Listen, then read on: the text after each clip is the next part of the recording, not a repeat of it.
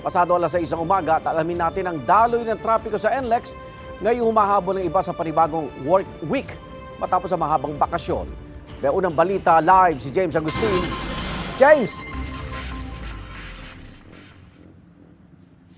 Good morning. Madaling araw pa lamang kanina ay marami na mga motorista na bumiyahe dito sa North Luzon Expressway na pabalik sa Metro Manila. Sa Bocaue Toll Plaza po ng NLEX, tuloy-tuloy ang dating ng mga motorista na galing sa mga probinsya sa norte.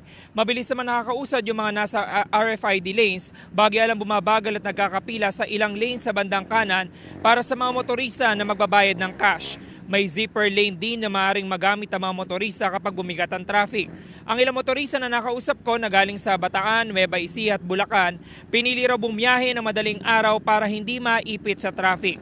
Hinahabol din nila ang oras dahil may pasok na rin sa trabaho ngayong araw. Sa Matalayigan, ito nakikita nyo yung sitwasyon dito sa Balintawak Toll Plaza. Maluwag na maluwag po ang sitwasyon sa lahat ng lanes nitong Toll Plaza. Bagamat may mga nakita tayo ng mga motorista na nagbakasyon naman sa Metro Manila na bumabiyahe ngayong umaga na pabalik sa mga probinsya sa norte. Yung muna ilitas mula dito sa NLEX, ako po si James Agustin para sa GMA Integrated News.